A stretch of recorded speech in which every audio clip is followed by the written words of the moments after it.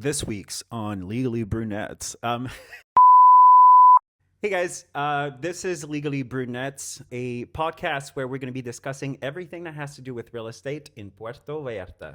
I am Orlando Santamaria, founder of Lex 360, which is a real estate law firm that specializes in real estate and immigration in Puerto Vallarta, Mexico. And my name is Kevin Victor, real estate agent with Hogar Realtors. And Episode 6, The Pros and Cons of Pre-Construction. This week we're going to talk pre-construction because PV is developing rapidly. There's a bunch of new projects going on everywhere. What is your take on pre-construction? What are the risks? What happens if the project gets delayed? Because it always does. Tell me everything about pre-construction.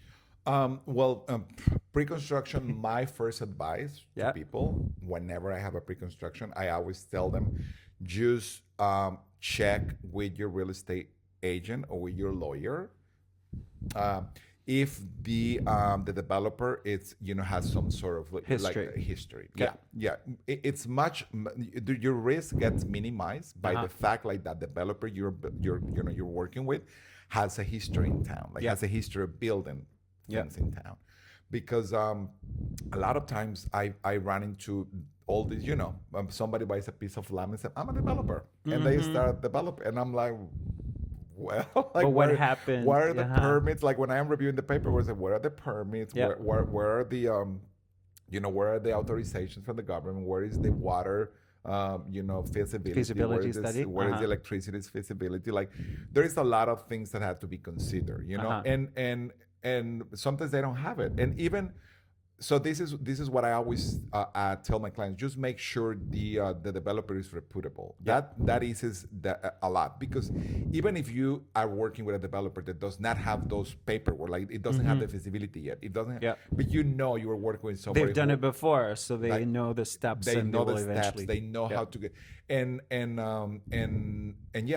That's, to me, that's the key element. I see sometimes contracts, and I use this group. I said, there is some red flags that I see in the contract, but I have to say, working with this developer will, those red flags get minimized. Okay. I'm not saying that is, because everybody, we are as good as our last job, but that's true. There's always a risk with pre-construction. One thing to say, there's always a risk, no matter what. No matter what, but your risk get minimized by that. But the fact that you're working with a developer, because also the risk is high because the gain is high. When you are buying pre-construction, especially in a developing city like Puerto Vallarta is, where it's getting so much new construction every day, it's booming in that way.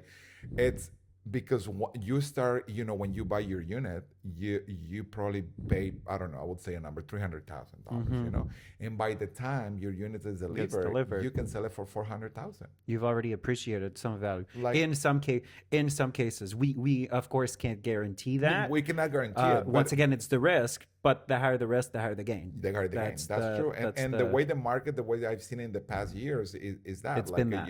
Your property valuates from the moment you pay, when there is just a dream and just a piece of land, to the with moment permits, with permits, or with a history that will give you the permits eventually. That you are working with somebody that know what they're doing. You get 20%, 25%.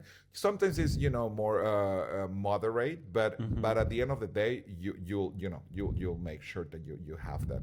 And the pre-construction contracts, I always find that they are very favorable to the developer, always, which is something foreigners are not used to, and they are not penalties. Like the penalty situation. You will find contracts. Some developers actually put the same penalties to themselves. Like I have a 20%, and then if you don't pay me on time, you pay 20% as a penalty. But me as a developer, if I don't deliver on time, then I pay you 20%. And depending on why is the delay. So do they actually pay that 20%? I know some developers, they do. Yeah, okay. A couple, not many, but I do some a couple that they have paid their penalties. Okay. And usually within the contract, you will see a clause that it says delivery date, or delivery date, you have an attachment or an annex that will have the delivery date. Okay. Within the contract, you will read a clause that says there is a grace period of 6 months or 12 months. Okay, 6 to 12 months is the norm. It's Yeah. what usually people use. And I always tell my clients when I review contracts for pre-construction, I said, take this grace period As your delivery date. Yeah. So, yeah. like At least. if they say Yeah. we're gonna deliver in December 2026, Yeah. and they have a grace period of 6 months, I said, take June 2027 Yeah. as your delivery date. Uh-huh. Like in your mind, take that grace period. Yeah, to not be disappointed and not to have expectations that won't. So, because yeah. people start making their plans, like, oh, I'm gonna start renting for high season, and I'm like, They already buy the furniture, which is something I've seen. Yeah, no. and I said, no, just Yeah. make sure, it's in a way, it is Mexico. Yeah.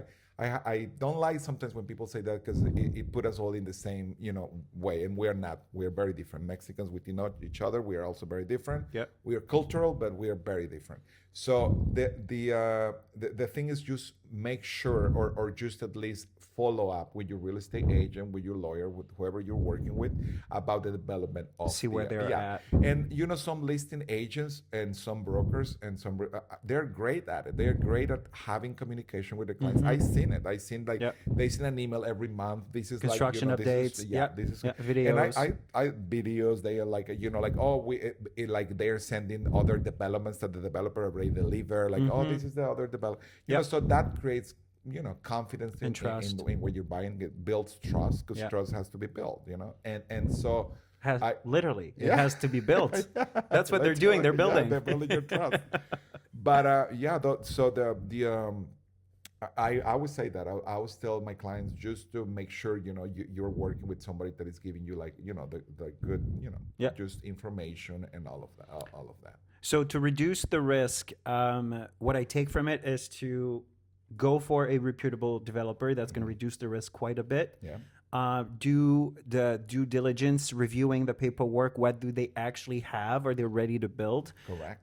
That if something is not off the ground yet. How do we make sure that they have all the documents? Is that a service that your firm provides? Yes, we usually, when we get a document reviews, we ask for all that paperwork. Okay. We ask for all that paperwork. We said where is the license? Where is this? What is that? All of those things. Okay. And something that is very important that I think people need to know is, because I get that question a lot. Like, what about if the development doesn't get built? So in Mexico, I thought a lot of people think not. Whenever the developers are building a new construction, they have to pay a bond to guarantee that they're going to build the building. Okay. So, but that bond, and this is why the bond guarantees the value of the construction. But the value, like you are building this, and the value is of a condo will be the value is like 100,000, but you're selling it for 300,000. Yeah. Okay. But the value is still 100. The value is still 100. Yeah. So if you as a buyer get some sort of compensation, if the building does not get it, it will be the 100,000. Okay. It's part of it's the on the bond. fiscal value, not the actual it's market value. The value of the cost. Because the developers tell the municipality, okay, my building is going to be valued this much, so there is my bond. And there are companies who will put that bond in the municipality. Yeah. And so, a lot of people don't know that, but that actually happens. They have to make a bond every time they build something. They have to present a bond to the municipality. So the buyer could have some sort of protection, not for the whole thing that he necessarily purchased They for. do have it in that way, but I always explain my clients, if the project got south or doesn't get built, or you only gonna get that, unless you sue the developer, but it's. I also, my best advice is look for a reputable developer. Yeah. Or if you're building, because we all were new, so every new developer also deserves an opportunity. Correct. Just make sure they do have all the paperwork aligned. That they're serious developers at least. Yeah. Okay. All right. Well, this is super helpful, and I think it's going to reassure a ton of buyer out there considering buying pre-construction. So thank you so much for that advice. That pleasure. All right, guys. Thank you so much for watching. I hope you found that interesting. And if you like it, if you really like it, you can follow us right here. Look at here. Yes. Right here. Because we're going to be broadcasting every week. All right. Bye, guys.